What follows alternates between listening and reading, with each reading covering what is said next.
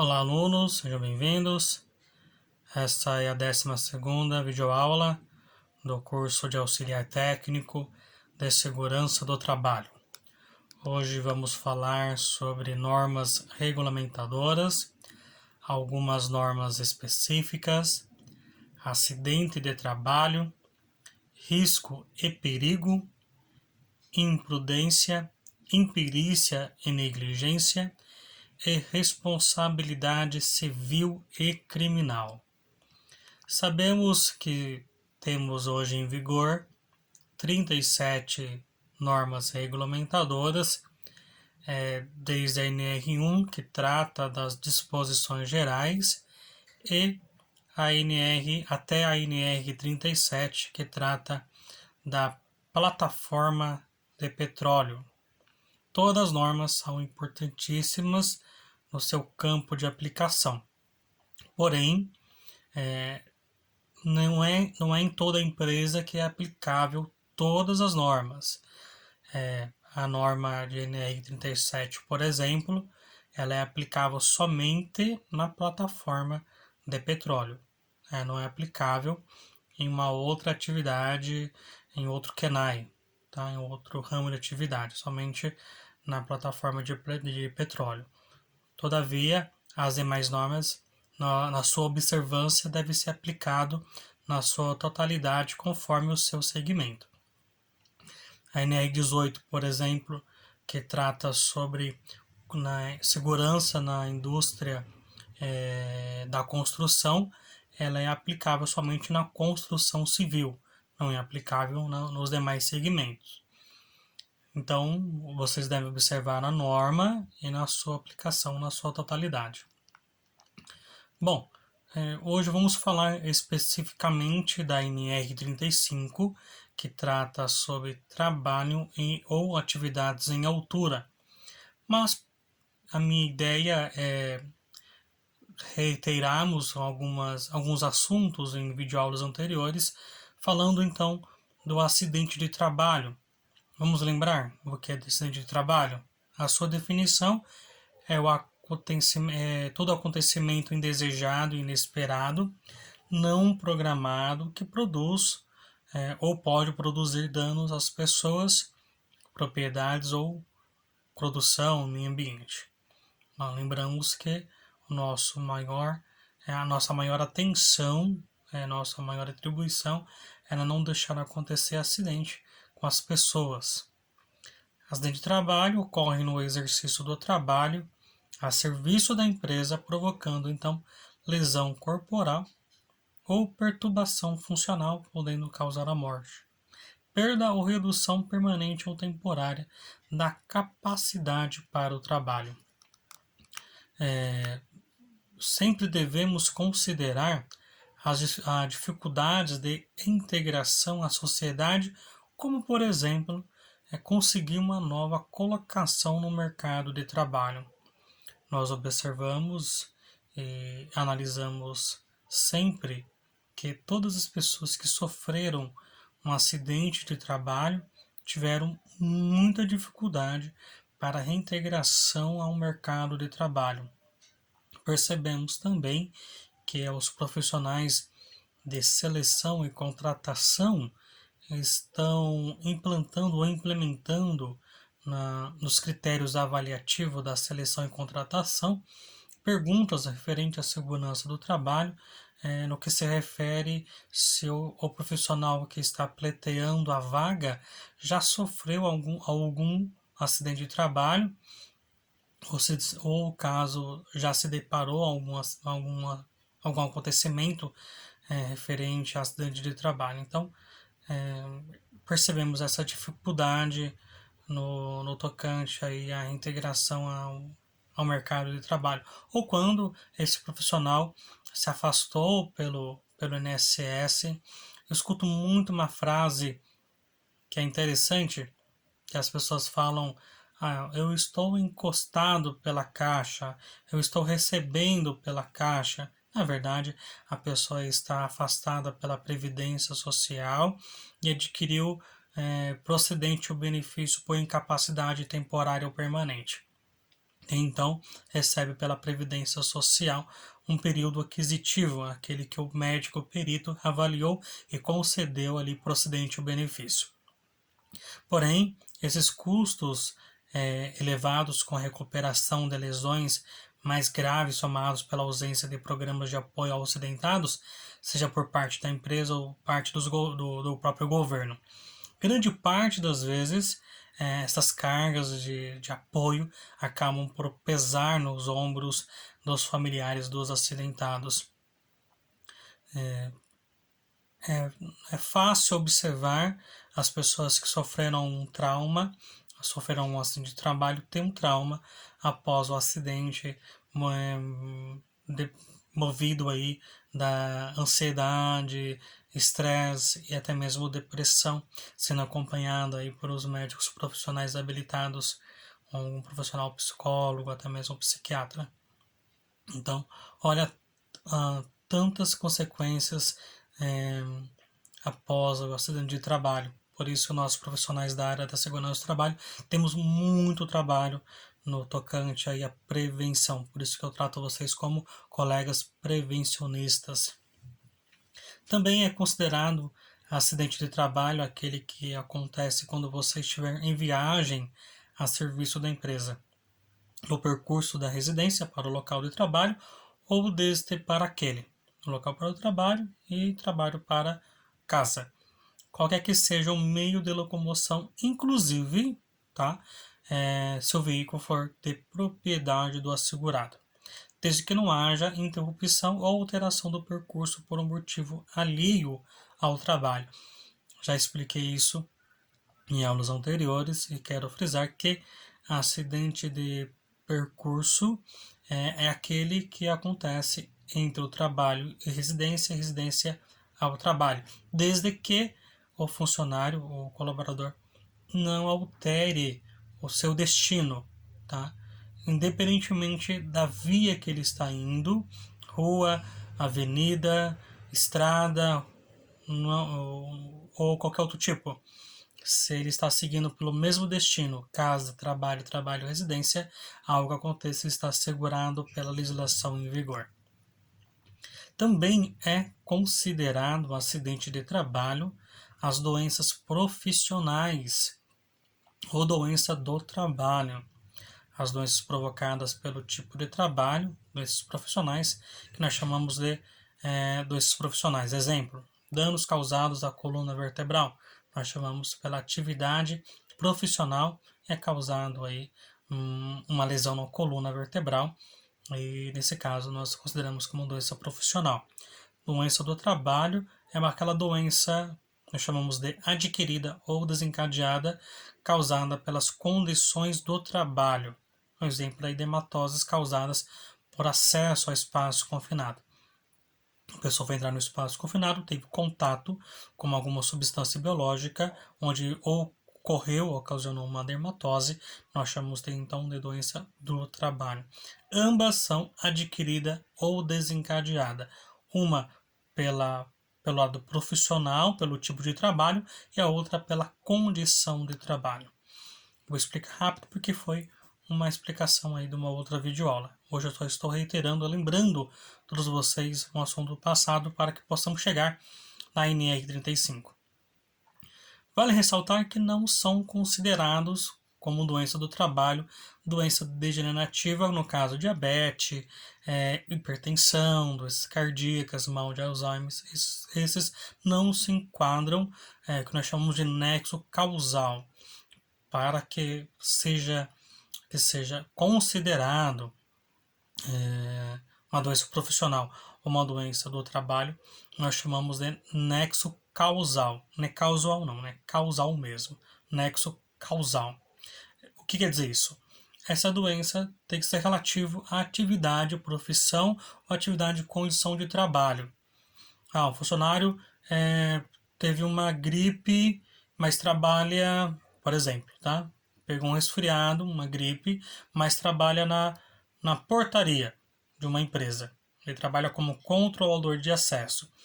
Essa atividade que ele faz não tem um nexo para que ele venha a ficar enfermo, doente, ou no caso um resfriado. não tem uma coisa a ver com a outra.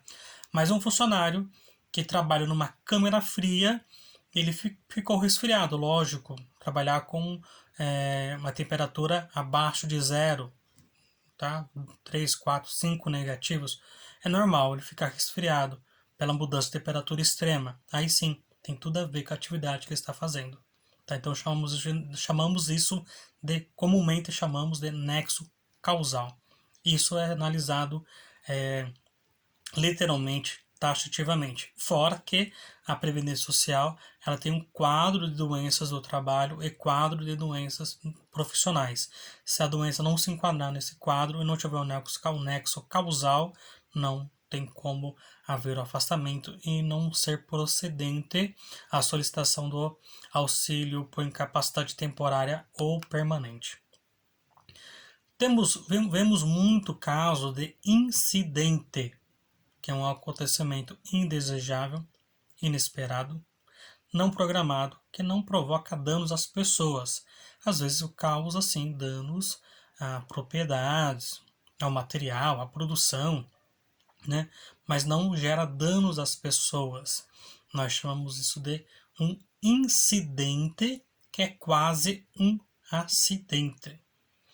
O incidente, vocês, alunos, como nós, ou todos nós da área do SESMIT, NR4, temos que analisar o incidente também. Por quê? Hoje foi um incidente, só teve uma perda material. Mas amanhã esse incidente pode ocorrer novamente e se tornar um acidente com prejuízo a pessoas, com lesão, danos à pessoa, ao ser humano. Então, o incidente hoje pode ser um acidente amanhã. Em vista disso, nós analisamos minuciosamente também o incidente, para que possamos prevenir de fato e não ocorra o acidente amanhã. Muitas pessoas e alunos me perguntam sobre risco e perigo e acham que na nomenclatura, no conceito e definição são iguais. E não são, são diferentes. O perigo, por exemplo, é uma fonte ou situação com potencial para o dano. Gravem isso. Situação com potencial para o dano. Em termos de lesões ou ferimentos para o corpo humano ou danos para a saúde do indivíduo, para o patrimônio, para o ambiente do trabalho ou combinação desses. Então, o perigo pode ser uma combinação de todos esses fatores ou apenas uma situação com potencial para o dano. O risco é uma combinação da probabilidade. Grave isso. Combinação da probabilidade da ocorrência de um evento ou exposição com gravidade da lesão ou doença. Então, vamos lá. Risco é uma situação com potencial. Perigo é uma situação com potencial. E risco, a combinação da probabilidade. Tá? Vamos repetir? Perigo, situação com potencial para o dano. Risco, combinação da probabilidade. Acredito ter ficado claro para vocês. Vamos falar da imprudência, imperícia e negligência. A imprudência é um comportamento de precipitação, de falta de cuidados, ou seja, imprudente é aquele que faz quando não deveria fazer. Alguns chamam também de leviano, a pessoa foi muito leviano, a pessoa foi imprudente, ou seja, ela não teve o cuidado necessário e também não sabia como fazer, ou faz quando não deveria fazer. Tá? Por exemplo, beber, né, bebida alcoólica antes de dirigir. Ele sabe que não deveria fazer e fez, ou seja, foi imprudente. Imperícia é a incapacidade, a falta de habilidade específica para a realização de uma atividade técnica ou científica, não levando o agente em consideração o que sabe ou deveria fazer. Nesse caso, Percebe-se que na frase é a incapacidade, a falta de habilidade específica, ou seja, a pessoa não sabia fazer aquela atividade, não tinha conhecimento para aquilo, então foi imperícia, ou seja, não tinha habilidade, não tinha conhecimento, foi fazer sem ter treinamento específico. Isso acontece muito no nosso ambiente de trabalho. Ou aquela pessoa curiosa que vai fazer uma atividade porque aprendeu com um amigo, ouviu alguém fazer e quer fazer igual, sem acompanhamento técnico, sem treinamento específico para aquilo, e sofre um acidente de trabalho. Então ali foi uma imperícia, ele não sabia fazer e foi fazer. Negligência é a omissão voluntária de cuidados necessários ou falta ou demora em prevenir algum acidente. Ou seja, um desleixo, um descuido, uma incúria que nós chamamos também. Exemplo, professor, beber, não, perdão, usar o celular dirigindo um veículo automotor. Nós sabemos que é proibido usar o celular dirigindo. Então, a pessoa que usa o celular dirigindo está sendo negligente, tá? Podendo aí sofrer sanções administrativas conforme a nossa legislação em vigor do Detran.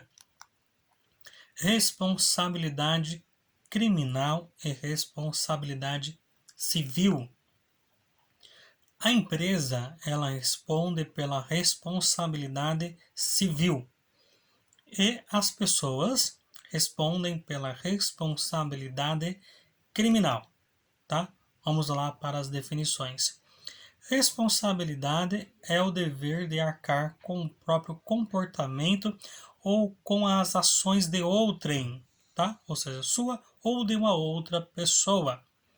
Cabe às empresas contratantes manter os trabalhadores informados sobre os riscos a que estão expostos, instruindo-os quanto aos procedimentos e medidas de controle contra os riscos de qualquer origem, sendo eles físicos, químicos, biológicos, ergonômicos e risco de acidentes.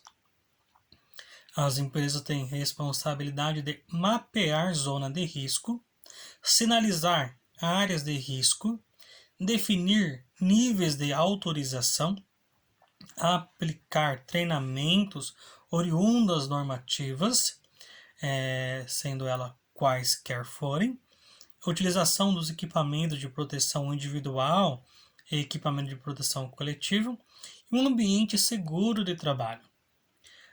Também deve-se zelar pela própria segurança, aí é mais a responsabilidade dos empregados, zelar pela sua própria segurança e saúde da sua e de outras pessoas envolvidas, responsabilizar-se pelo cumprimento das disposições legais, comunicar imediatamente os riscos observados ao seu superior imediato, respeitar as sinalizações, limitações profissionais e técnicas utilizadas pelo dia a dia habitual.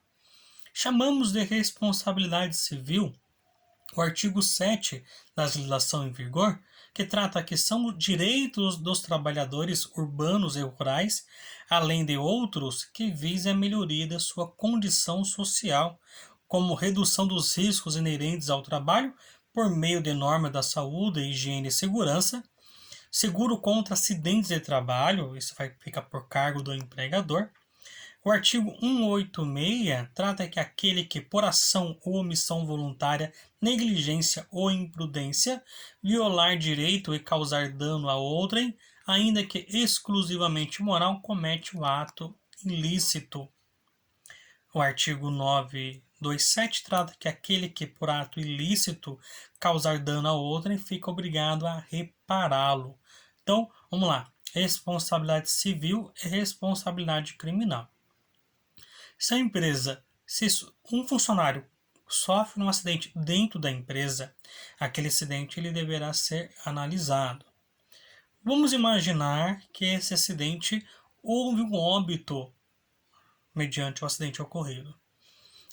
Imediatamente, isso é obrigatório. Deve ser chamado 190, Polícia Militar, que por sua vez acionará a Polícia Científica. A Polícia Científica por sua vez, acionará o Ministério Público e a empresa responderá por aquele óbito. A empresa responde pelo civil, tá? Podendo também responder pela área criminal, mas começa pelo civil. A empresa tem que apresentar de fato tudo aquilo que entende ser como comprobatório que aquele funcionário que veio ao óbito ou se acidentou, ele estava treinado, conscientizado. Aí entra vocês, tá? Na área da segurança do trabalho, à mercê do Ministério Público na apresentação comprobatória de documentações.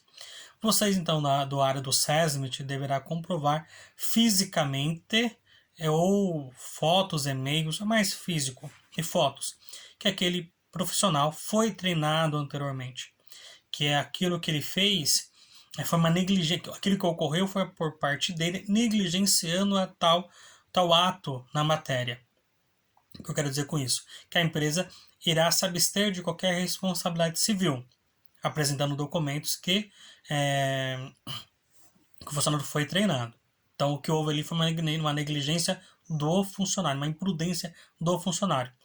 Se caso vocês não tiverem essa organização, demonstrar ao Ministério Público que o funcionário outrora foi treinado, então vocês responderão, vocês na área do SESMIT, o auxiliar técnico de segurança do trabalho fica dispensado desse critério avaliativo, mas os demais responderá criminalmente, tá? Mediante a justiça, no quesito responsabilidade criminal. Agora, se o artigo 927 fala que se alguém causar dano a outrem, ficará obrigatório repará-lo. Então, imagine-se dois funcionários trabalhando. A maioria das NRs obriga a atividade a ser feita em duas pessoas, em dupla. Imagine-se que um dos funcionários fez uma brincadeira ali, imprudência ou negligência, e causou uma lesão ao colega de trabalho por brincadeira.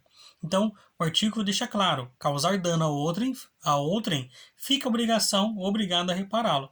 Então, a empresa responde somente civil e essa pessoa que ocasionou essa brincadeira e que teve essa brincadeira e ocasionou o dano, ela responde por responsabilidade criminal e fica a obrigação de repará-lo.